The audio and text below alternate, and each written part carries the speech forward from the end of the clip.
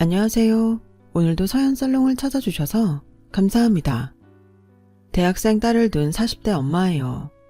잘 키운 딸 하나, 10아들 안 부럽다고 저는 요즘 뚝소리 나는 딸 덕분에 인생의 봄날을 살고 있습니다. 한때는 딸 때문에 내 인생이 망한 것 같아서 원망했던 적도 있었지만 지금에 와서는 오히려 제 딸아이가 진흙탕에 빠진 제 인생을 구해준 인생의 은인처럼 느껴진답니다. 제 얘기를 들어보시면 동감하실 거예요. 저는 떡집을 하는 부모님 밑에서 자랐어요. 저에겐 3살 많은 오빠가 있는데 아침 일찍부터 일을 나가시는 부모님을 대신해서 오빠가 어린 저를 돌봐주곤 했어요. 어린 걸로 치면 오빠도 저와 다를 게 없는데도 오빠라고 여동생을 끔찍이 생각했죠. 그래서 지금도 오빠랑은 우애가 좋은 편이에요. 부모님 대신 동생을 돌봐야 한다는 강박감 때문이었는지 오빠는 한창 친구들과 밖에 뛰어놀 나이에도 늘 집에서 놀곤 했어요. 그 바람에 저희 집에는 항상 오빠 친구들이 자주 드나들곤 했죠. 어릴 땐 오빠 친구들이 오든 말든 상관 않고 지냈는데 중학교에 들어가고 사춘기가 되고 보니 오빠 친구들한테 눈이 가더라고요. 하지만 하나같이 그저 그런 사람들밖에 없어서 실망하곤 했었죠. 그러다 하루는 오빠가 진짜 괜찮은 친구를 집에 데리고 왔더라고요. 키도 크고 여드름 하나 없이 하얀 피부가 돋보이는 오빠였어요. 게다가 지금까지 저희 집을 찾았던 다른 오빠들과 달리 그 오빠한테선 비누향이 폴폴 나더라고요. 그 또래들이 흔히 하는 욕설도 안 하고 옷차림도 깔끔하고 말이죠. 그렇다고 해서 그 오빠를 이성으로 생각했던 건 아니에요. 그때까지는 그저 저런 사람이 왜 우리 오빠랑 놀까 하는 의구심이 드는 정도였거든요. 그런데 그런 제 생각을 확 뒤집어 놓은 사건이 벌어진 거예요. 그날은 학원 수업을 마치고 친구들과 떡볶이를 먹고 오느라 평소 자주 다니던 길이 아닌 낯선 길로 갔는데 하필 거기서 불량 학생한테 잡힌 거예요. 저를 보자 다짜고짜 욕설을 퍼부으며 돈 내놓으라고 그러는데 겁이 나서 손이 바들바들 떨릴 정도였어요. 그 바람에 가방 지퍼를 못 열어서 낑낑대니 무리 중 한 명이 가방으로 제 머리를 팍 치더라고요. 살면서 부모님한테도 머리를 맞아본 적이 없던 저는 눈물이 핑 돌았어요. 그리고 눈을 치켜뜨고 째려봤죠. 그랬더니 험한 욕설을 퍼부으며 죽일 듯 달려들더라고요. 그때였죠. 누군가 달려들어 제 앞을 막아섰어요. 그리고는 제게 달려든 불량 학생을 순식간에 제압했어요. 그러자 다들 주랭랑을 치며 도망쳤죠. 괜찮아. 너 승민이 동생 맞지? 질끈 감았던 눈을 뜨고 올려다보니 얼마 전 저희 집에 놀러왔던 멋진 그 오빠였어요. 오빠는 겁에 질린 저를 데리고 저희 집까지 바래다 주었어요. 그리고는 다정한 목소리로 위험하니까 앞으로는 좁은 골목길로 다니지 말라고 하곤 돌아갔어요. 저는 대문 앞에 서서 멀어져가는 오빠의 뒷모습을 보며 벙찐 표정으로 서 있었죠. 그때부터였을 거예요. 오빠를 짝사랑하게 된 건요. 저는 그날 이후 언제 그 오빠가 우리 집에 올지 몰라서 집에 있을 때 옷도 신경 써서 입고 있고 머리도 묶지 않은 채 긴 머리를 풀고 있었죠. 하지만 이런 제 노력은 아무 소용이 없었어요. 그날 이후 오빠는 우리 집에 찾아오지 않았으니까요. 그렇게 시간은 흘러 저는 고등학생이 되었고 제 친오빠는 군입대를 앞두고 있었어요. 군대 간다는 핑계로 매일 친구들과 술을 마시고 다녔죠. 그러다 하루는 오빠가 자기랑 같은 날짜에 입대를 하는 친구가 있다며 신난 것처럼 떠들어댔는데 얘기를 들어보니 바로 그때 그 오빠였죠. 너도 기억나지? 나 고등학교 때 우리 집에도 한번 왔었잖아. 키 크고 잘생긴 놈. 상욱이 녀석도 나랑 같은 날 입대한대. 그 자식은 집도 잘 사는데 꼼수 안 부리고 순순히 군대를 가네. 그 정도 사는 집 자식들은 어떻게든 군대 안 가려고 술을 쓰는데 말이야. 아, 상욱이랑 군생활 같이 하면 좋을 텐데. 오빠는 그냥 한번 해본 소리겠지만 저는 진심으로 오빠와 상욱 오빠가 같은 부대에 배정받기를 바랬어요. 그래야 오빠 면회 간다는 핑계를 대고 상욱 오빠를 볼 수 있을 테니까요. 하지만 그런 우연은 영화 속에서나 일어나는 일일 뿐 현실에서는 일어나지 않았어요. 오빠가 군대에 간 사이 저는 대학에 들어갔고 한동안 상욱 오빠는 잊고 살았어요. 그러다 상욱 오빠의 근황을 접하게 된 건 저희 오빠가 제대하고 얼마 지난 때였죠. 뭐? 상욱 오빠가 유학을 간다고? 아니 왜? 다니던 대학은 어쩌고? 그야 나도 모르지. 근데 네가 언제부터 상욱이 일에 그렇게 관심이 많았냐? 너 혹시 그 자식 좋아하냐? 그런 거라면 일찌감치 꿈 깨라. 그 자식이 여자들한테 인기가 얼마나 좋은데 너 같은 애를 상대하겠냐? 게다가 걔네 집이 좀 빵빵한 줄 알아. 우리 집은 명함도 못 내밀 정도야. 괜히 허물켜지 말라고. 오빠 말대로 그땐 정말 상욱 오빠와의 인연이 그렇게 끝나는 줄로 알았어요. 하지만 인연이 되려니까 어떻게든 연결이 되더라고요. 제가 졸업을 앞두고 취업 준비로 한창 바쁘던 때 저희 오빠가 먼저 취직을 하게 됐는데 그게 하필 상욱 오빠네 아빠 회사였지 뭐예요. 어떻게든 연주를 이어가면 언제든 꼭 한 번은 다시 보게 되지 않을까 기대를 하게 되었죠. 그러던 어느 날이었어요. 오빠가 회의 때 들고 들어가야 할 서류를 놓고 왔다며 제게 회사로 가져다 달라고 전화를 했더라고요. 귀찮긴 했지만 업무에 관계된 거라고 해서 부랴부랴 회사로 달려갔죠. 그런데 그 자리에서 꿈에 그리던 상욱 오빠와 재회를 하게 된 거예요. 혹시 나를 못 알아보면 어쩌나 내심 걱정을 했는데 다행히도 오빠는 저를 단번에 알아봤어요. 야, 길에서 보면 못 알아볼 정도로 이뻐졌네. 취업 준비 중이라며 힘들겠다.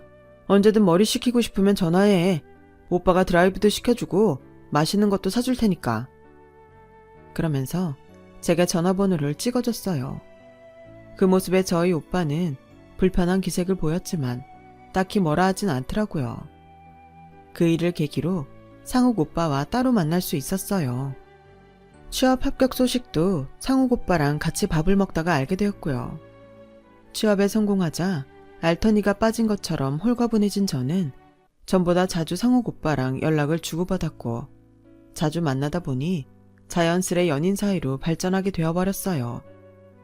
그러다 결혼도 하기 전에 임신부터 하게 되었죠.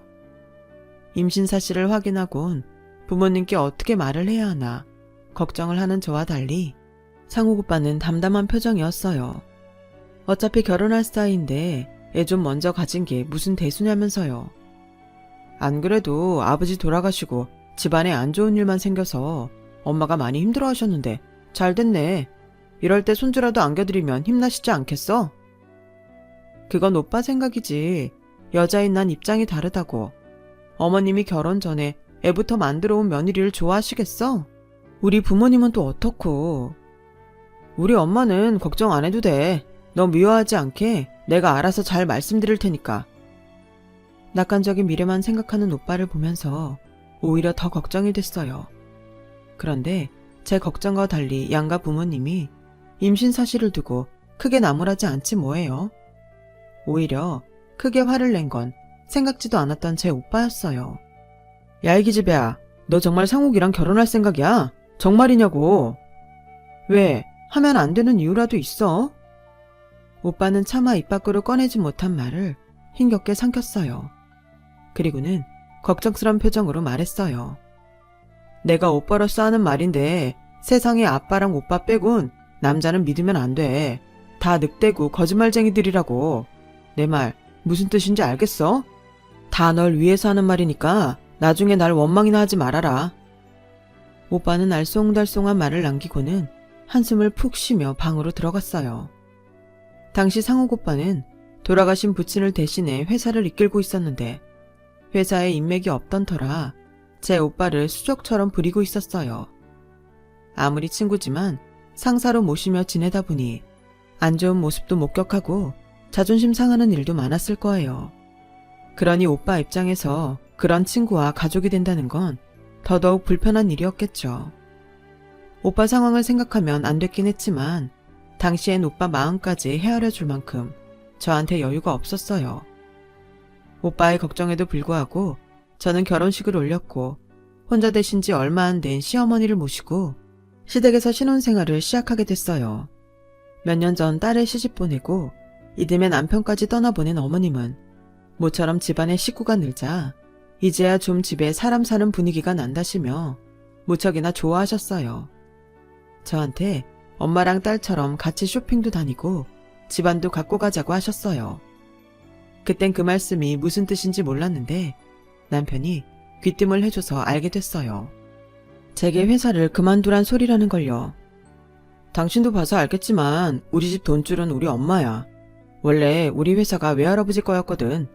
우리 아버지가 대릴 사유로 들어가서 회사를 물려받으신 거니까. 당신 다른 건 몰라도 우리 엄마한테 잘 보여야 할 거야. 비록 내가 회사 대표로 있지만 엄마가 여차하면 내 동생한테 물려주실지도 모르는 거거든. 그러니까 당신은 엄마 옆에 있으면서 무조건 신임을 받아야 돼. 알겠지? 있는 놈이 더하다고 어떻게든 회사를 동생한테 뺏기지 않으려고 남편은 자기 엄마까지 포섭하려 들었어요. 모자간의 사랑보다는 이해관계가 앞서는 시댁 모습이 낯설기도 했지만 그래도 어쩌겠어요. 로마에 가서는 로마법을 따르랬다고 이 집에 사는 이상 이 집 논리를 따를 밖에요. 입사하고 1년도 채 안 된 회사를 그만두고 어머님 옆에서 비서 역할을 하며 지내게 되었어요. 어머님 말씀이 떨어지면 바로 움직일 수 있도록 준비하는 5분 대기조처럼 늘 어머님의 말에 귀를 세우고 있었죠.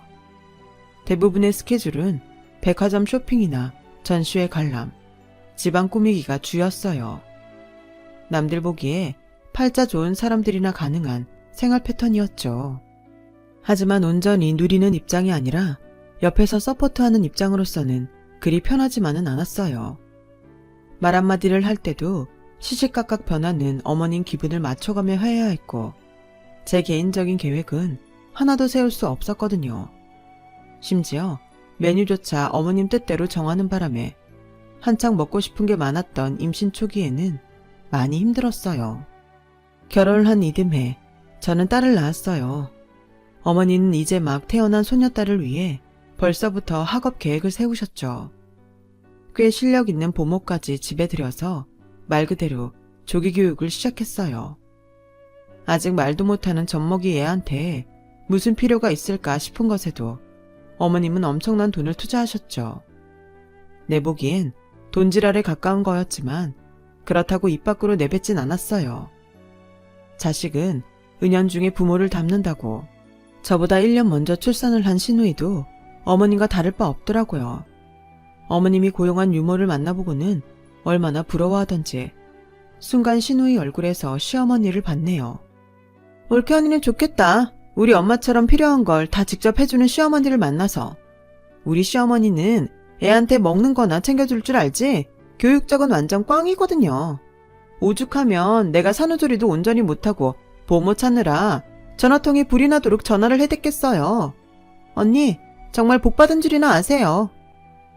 시누이는 어머님이 사다 놓으신 육아용품을 하나하나 살피면서 부러워서 어쩔 줄 몰라 했어요. 정작 저는 별 감흥이 없는데 말이죠. 오히려 그 무렵 제 신경은 온통 남편한테 가 있었어요. 툭하면 회사 일이 바빠서 그런다며 외박을 하고 집에 돌아와서도 저랑 애는 신경도 안 쓰고 서재에 들어가 몇 시간씩 있다가 나오기 일쑤였거든요. 그 안에서 무슨 짓을 하는지는 알 수 없었지만 여자의 촉으로는 아마도 여자랑 관계된 일 같았어요. 하지만 의심만 있을 뿐 물증이 없어서 남편한테 따졌다가 욕만 듣고 말았죠. 넌 내가 너처럼 할 일 없는 사람인 줄 아냐? 그런 쓸데없는 생각할 시간 있으면 애한테 신경 좀 써. 오죽하면 우리 엄마가 며느리 놔두고 당신이 손녀딸 교육에 신경 쓰겠냐? 집구석에서 밥 먹고 뒹굴할 생각 말고 제발 생산적인 일 좀 하라고. 멀쩡히 일 잘하던 사람 집에 묶어놓은 게 누군데 남편은 말끝마다 저를 밥순이 취급이었어요. 아무리 허물없는 부부 사이라지만 이런 소리를 들으니 자존심도 상하고 화딱지가 나서 나름대로 애 교육에 신경을 쓰기 시작했어요. 지금 생각하면 너무 어릴 때부터 애한테 스트레스를 준 게 아닐까? 미안하다는 생각이 들 정도였죠. 이런 노력에도 불구하고 시간이 지나도 어머님은 불만이셨어요. 넌 도대체 애 낳은 것 말고 애한테 해준 게 뭐니? 난 우리 애들 키울 때 잠자는 시간도 아껴가며 애들 교육에 신경 썼는데 넌 잘 거 다 하자고 먹을 거 다 먹어가며 언제 애 교육을 하겠다는 거냐? 네가 친정에서 그렇게 못 배워서 모르겠으면 찾아서라도 해야지. 이래서야 원 내가 마음을 놓을 수가 있나? 내가 아주 소녀딸 걱정에 밤에 잠을 못 자겠다. 어머님, 우리 예지 이제 겨우 6살이에요. 그런 애한테 영어에 중국어, 코딩에 바이올린까지 얼마나 더 시켜야 직성이 풀리시겠어요. 어린애가 공부에 지쳐서 밤마다 파김치가 되어 돌아오는데 어머님은 불쌍하지도 않으세요? 전요, 우리 애가 공부에 치여 사는 것보다 그 나이대에 즐길 수 있는 걸 즐기며 자라길 바래요. 애 인생을 생각해도 그게 맞다고 생각한다고요. 그러니까 더는 욕심내지 마세요. 어머나 세상에, 너 지금 시애미한테 딸 가진 유세 떠는 거냐? 그래, 네 새끼니까 어디 네 마음대로 키워봐라. 나중에 피눈물 흘리면서 후회할 날이 올 테니까. 어머님과 한바탕 한 이후 저는 딸애가 다니던 어린이집을 제외하곤 다니던 학원을 모조리 끊었어요. 그리고 제가 직접 데리고 다니며 체험학습 위주의 교육을 시켰어요. 아이가 좋아하는 동물들을 직접 보고 만질 수도 있는 동물 체험이나 또래 친구들이 모여서 직접 장난감을 만들고 가지고 놀 수 있는 공작 교실, 엄마와 함께 만드는 그림책 프로그램 같은 것들이었죠. 교육 방식이 달라지니 딸아이도 이전과 달리 표정도 밝아지고 활기차게 변해갔어요. 반면 어머님의 표정은 전보다 어두워졌죠. 제 딸아이 교육을 사이에 두고 저와 시어머니는 척을 지게 되었어요. 시어머니는 손녀가 초등학교에 들어갈 무렵에 이르러서는 아예 대놓고 저를 투명인간 취급을 하셨어요. 어머님이 이러시니 집에서 일하는 도우미 아주머니와 기사들까지 저에게 거리를 두기 시작했죠. 그런 집안에서 숨쉬고 사는 것조차 버겁고 힘들었지만 그래도 내 딸이 행복하다면 이런 것쯤은 아무것도 아니라고 생각했어요. 당시 제게는 제 딸이 유일한 가족이고 자식이고 친구였으니까요. 다행히도 딸아이는 어머님이 원하시는 스파르타식 교육이 아니어도 공부를 곧잘 했어요. 학과 성적뿐만 아니라 글짓기랑 미술 실력도 좋아서 교내외 대회에서 상을 쓸고 다닐 정도였어요. 손녀가 뭐라도 부족해야 그걸 빌미로 저를 잡을 텐데 어떻게 된 게 하는 것마다 다 잘하니 시어머니도 더는 저를 나무랄 수가 없었어요. 딸애는 중학교에 들어가서도 성적이 좋아서 외고 입시를 준비하게 됐어요. 담임선생님 말로는 지금 성적이면 외고 합격도 걱정 없을 것 같다고 하더라고요.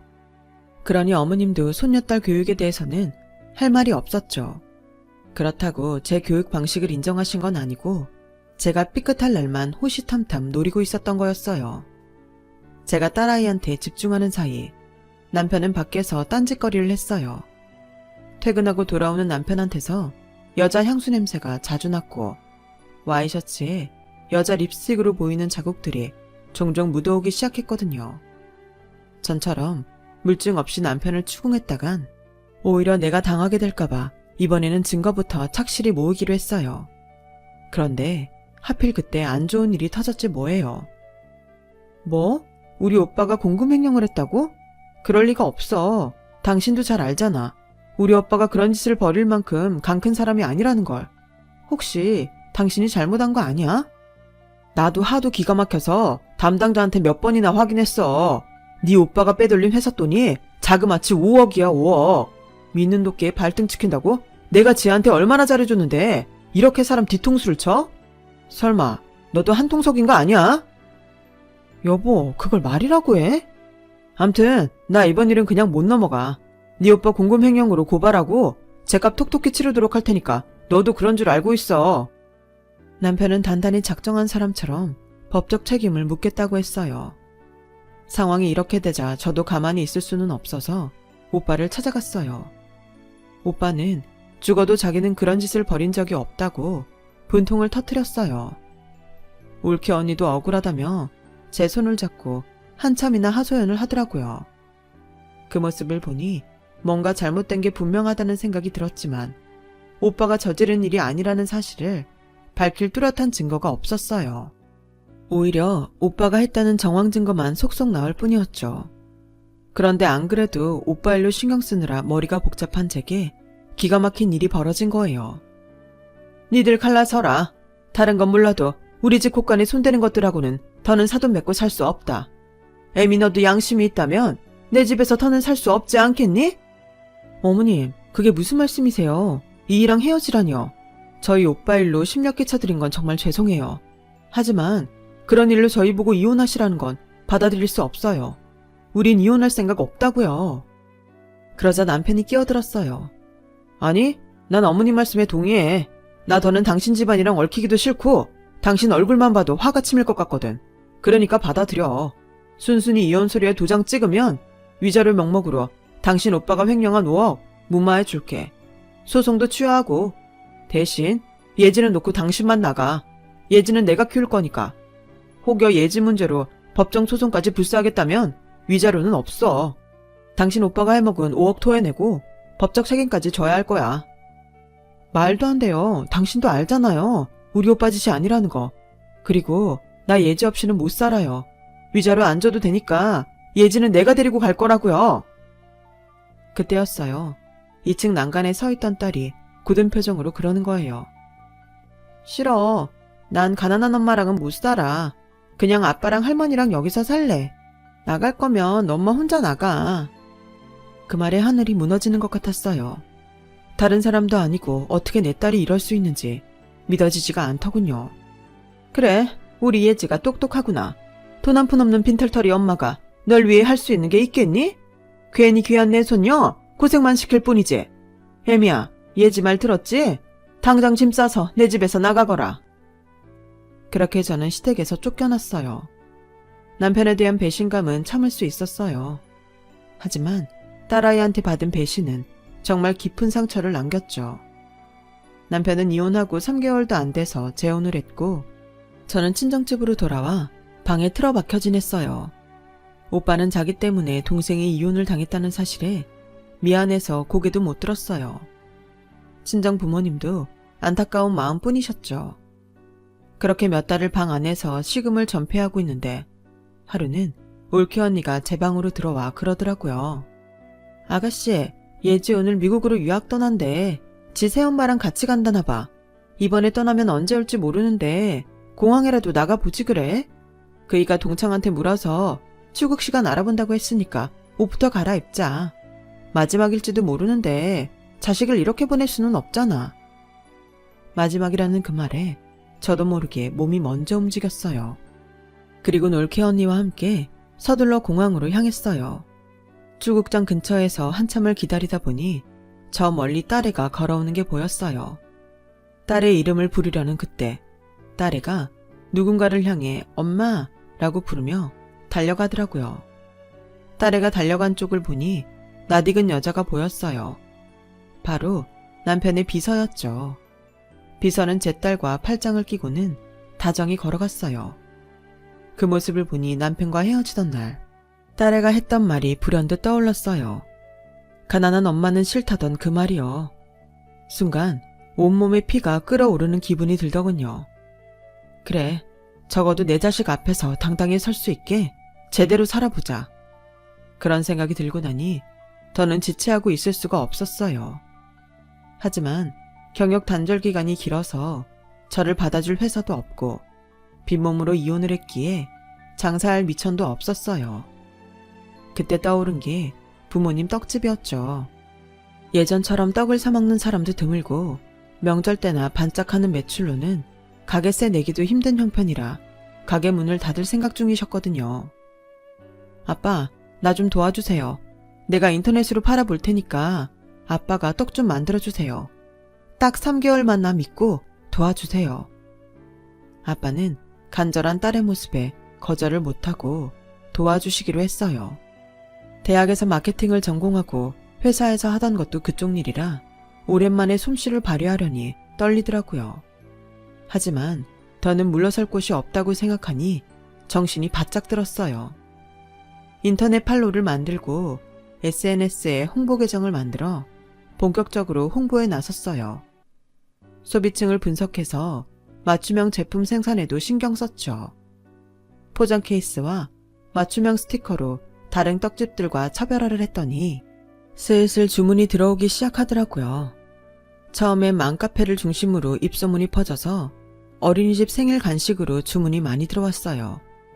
그러다가 대학교 어학당 책거리 떡과 어르신들 아침 식사 대용 떡도 주문이 속속 들어오기 시작하더니 3개월도 안 돼서 매출이 폭발적으로 늘었어요.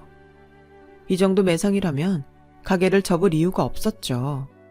앞으로의 생계가 막막했던 부모님은 매출이 늘자 얼굴에 웃음이 돌기 시작했고 저는 이전과는 완전 다른 사람처럼 변해버렸어요. 당연하죠. 삶에 의미가 생겼으니까요. 그렇게 3년 가까이 떡에 빠져 살던 저는 분점을 낼 정도로 성공했어요. 분점은 오빠네 내외가 맡아서 하게 되었어요. 회사에서 누명을 쓰고 쫓겨난 뒤 배달 일을 하며 생활을 이어가던 오빠가 아빠 밑에서 일을 배우기 시작했거든요.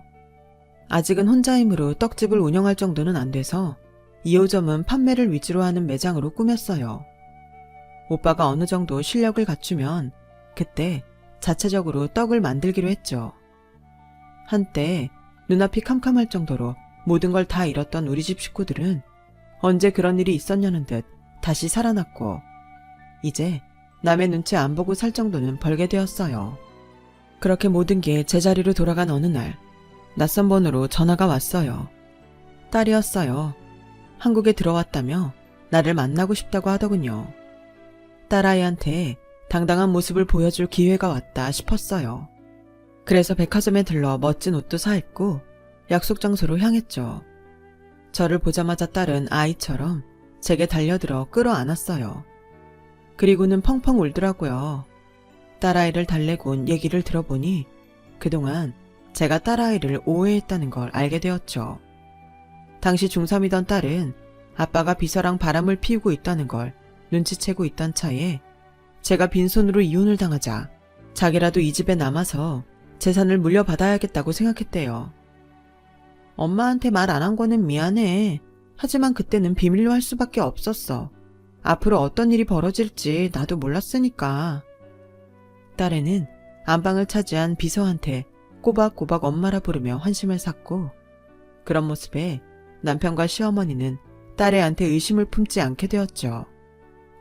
제 아빠랑 새엄마를 떨어뜨려 놔야 동생이 생기지 않을 거라 생각한 딸은 일부러 외고 시험에 떨어진 뒤 할머니한테 유학을 보내달라고 했고 혼자 가기 무섭다며 새엄마까지 달고 떠나게 된 거였어요. 미국에서 지내는 동안 새엄마가 수영 코치랑 바람을 피우는 걸 알게 된 딸은 증거 사진을 찍고 새엄마와 코치가 나눈 문자까지 캡처를 떠두는 치밀함까지 보였어요. 그렇게 모은 외도 증거를 들고 딸은 한국으로 돌아왔고 그걸 본 남편과 시어머니는 새 며느리를 내쫓았죠. 엄마, 그런데 내가 새엄마 휴대폰에서 문자를 보다가 이상한 걸 발견했어. 예전에 외삼촌이 회사 돈 횡령했다고 그랬던 거 말이야. 그거 아빠랑 새엄마가 한 짓인 것 같더라고. 딸애가 건넨 문자 내용을 보니 그 두 인간이 제 오빠 서명을 위조해 가짜 지출 품위서를 작성하고 공금을 빼돌렸더라고요. 그래놓고는 이혼할 때 위자료도 한 푼 안 주고 내쫓은 거였죠. 화가 치밀어서 도저히 참을 수가 없더라고요. 그래서 오빠한테 사실을 알리고 변호사를 선임했어요. 재산분할 청구 기간은 지났으나 다행히 이혼 후 남편의 외도 사실을 알게 됐기에 재산분할 청구 소송을 진행할 수 있었어요. 비서한테는 상간녀 위자료 청구 소송도 진행했고요. 딸애가 가져다 준 남편의 외도 사실이 담긴 두 사람의 문자 내용과 인스타 사진 덕분에 가능했죠. 오빠는 오빠대로 공금 횡령 누명을 씌운 남편과 비서를 상대로 소송을 진행했어요. 강제 퇴사에 대한 위자료 청구 소송도 함께요. 그러자 남편과 시어머니가 찾아와 소송을 취하해달라고 하더군요. 소송을 취하하면 5억을 주겠다면서요. 이거 웃기는 사람들이네. 5억은 원래 니들이 나한테 줘야 했던 돈인데 왜 더 증거까지 나온 마당에 나보고 그거 받고 물러나라고? 당신들 수학 시간에 졸았어? 사책 연산도 안 되는 머리들이냐고. 오빠한테 들어보니 당신이 아버님한테 회사 물려받은 뒤로 회사 실적이 많이 늘었다고 하더라. 우리 결혼 이후 늘어난 당신 재산만 해도 얼만데 내가 그깟 5억에 퉁쳐줄 것 같냐고. 꿈 깨셔. 난 내가 받을 수 있는 최대치로 다 받아낼 거야. 그동안 그 집에서 당한 온갖 수모와 심적 고통까지 다 돈으로 받아내서 금융치료 제대로 할 거라고. 그러니까 개소리 집어치우고 꺼져. 소금 뿌리기 전에 꺼지라고. 저는 말을 끝내자마자 가게에서 소금을 잡아들고 나와 못돼 처먹은 모자한테 뿌려댔어요. 그러자 머리에 굵은 소금을 잔뜩 뒤집어 쓴 모자가 도망치듯 하더군요. 이후 소송을 통해 합당한 재산 분할을 받은 저는 현재 딸과 함께 살고 있어요. 오빠가 벌이고 있는 소송은 아직 진행 중이지만 변호사 말이 증거가 확실해서 큰 이변이 없는 한 승소할 거라고 하더라고요. 그동안 마음고생을 한 거에 비하면 아무것도 아닌 돈이겠지만 그래도 악착같이 받아내라고 했어요. 한때는 삶의 의욕까지 사라져서 안 좋은 생각까지 했던 저는 지난날은 훌훌 털고 다시 돌아온 봄날을 만끽하고 있어요. 또한 그동안 열심히 일한 덕분에 딸 앞에서 당당한 엄마로 설 수 있어서 뿌듯하기만 합니다. 앞으로도 열 아들 안 부러운 딸내미야 행복하게 살아보려 합니다. 지금까지 제 사연을 들어주셔서 감사드려요. 항상 건강하시고 가족들과 행복하시길 진심으로 바랍니다. 여러분, 사연 댓글에 응원과 현명한 조언 부탁드려요. 좋아요와 구독은 저에게 큰 힘이 됩니다. 오늘도 좋은 일 가득하세요.